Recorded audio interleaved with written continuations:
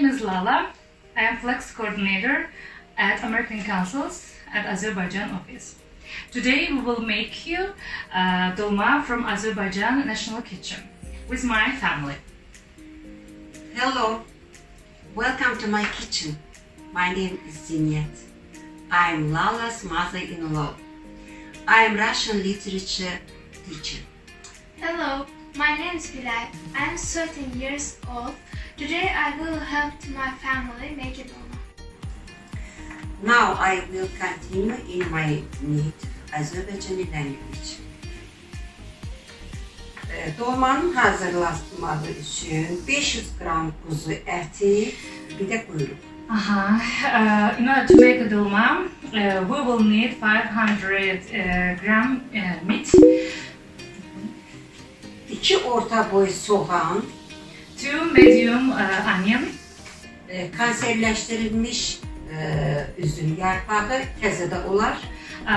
You can use a new or just before made grape leaf, Tereyağı, butter, kuru nane, dry mint, düğü rice, ve kişniş süt. Dill and Doğranmış. very a little cutted dill and coriander.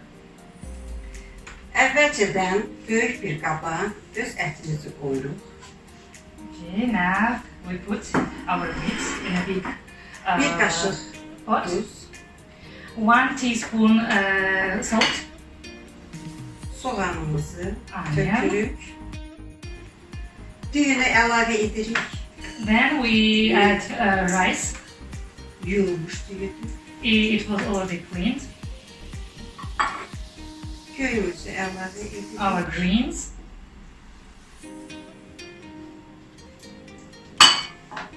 Nanəmizi, our dry mint,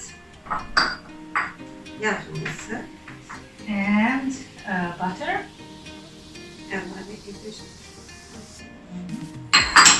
Sonra da istiyordumuzdan zövqə görə, hamı zövqə görə istifadə edir. And at last pepper, but it is up to your taste, like how much you want. Sonra da qəşəng bunu qarışdırırıq. At last we are mixing all of them together.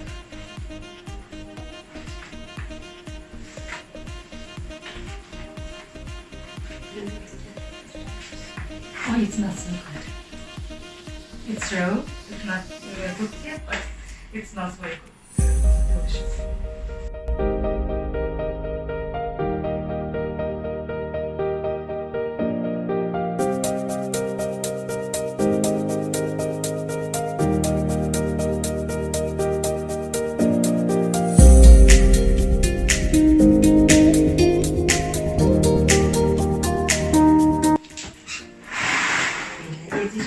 Qazanın içine xırda qoyuruq. Maybe you would like to see them mixed. It looks like this. Və əgər yarpaq böyükdürsə, onu 2 yerə bölüb və onu elə istifadə edə bilərik. If the grape leaf is big one, you can divide it into 2 parts.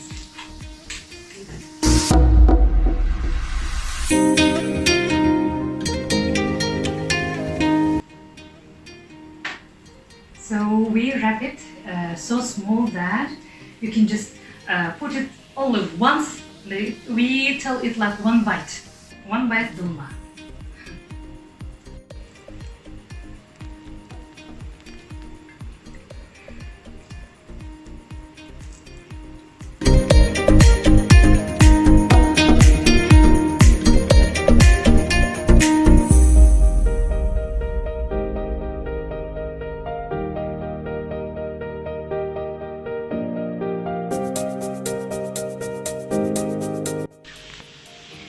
So as I mentioned, it takes really much time from you to make this dolma.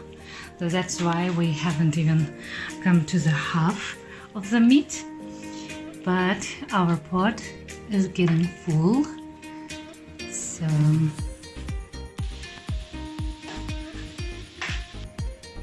Biz dolmanın fikri tutardı. İndi isə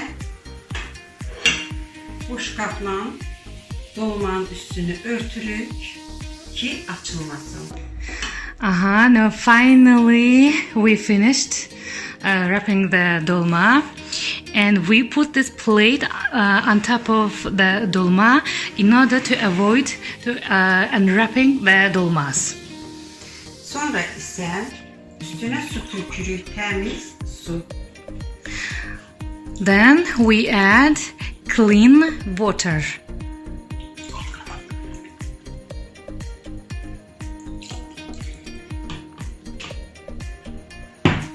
Bir parmak üstüne çıkmak şartıyla üstüne su tökülür.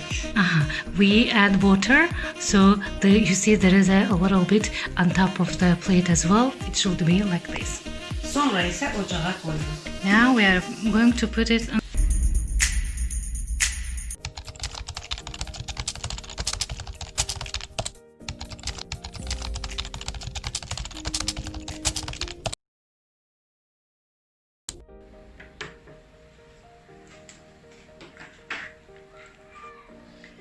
Bizim dolmamız hazırdır. Buyurup yiyebilirsiniz. Our dolma is ready. We can eat dolma with yogurt. Biz bunu yiyebiliriz hem sade katıkla hem de sarımsaklı katıkla. We can eat it either with simple plain yogurt, or you can add garlic inside, and with garlic in yogurt you can eat it. We are going to eat it, but not in front of the camera. But we have a phrase when we are behind the table and we're getting ready to eat. We say, "Nuş olsun." I'm 13 years old. Today